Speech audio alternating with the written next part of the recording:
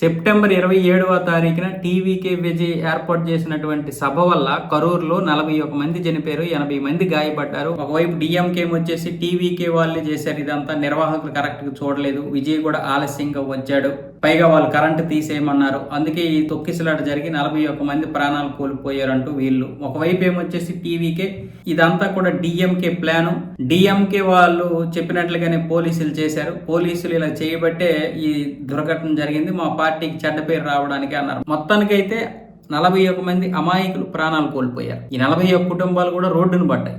ఇప్పుడు ఏం చేసినా సరే కుటుంబ సభ్యులు అయితే తీసుకురాలేం, కానీ వాస్తవంగా టీవీకే డిఎంకే ఈ రెండు పార్టీలు మాత్రం కీలక పాత్ర అయితే పోషించాయి ఆ ప్రాణాలు పోవడానికి. అందులో ఎటువంటి సందేహము లేదు. ఎవరి తప్పు లేకుండా అయితే అక్కడ అంతమంది ప్రాణాలు అయితే పోవు కదా.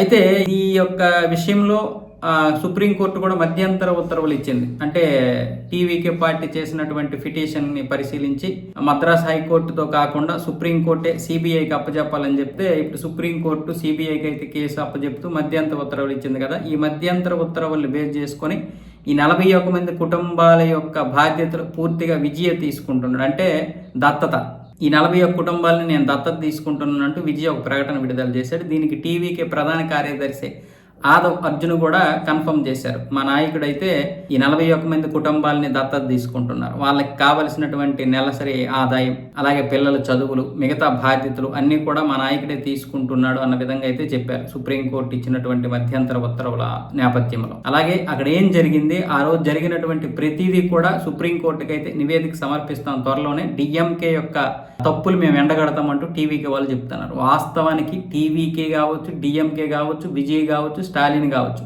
వీళ్ళు ఎవరు జరిగిందో, ఎవరు ఉపయోగించారో, ఎవరు మొత్తానికి ప్లాన్ చేశారో కానీ 41 మంది ప్రాణాలు అయితే తీసేశారు.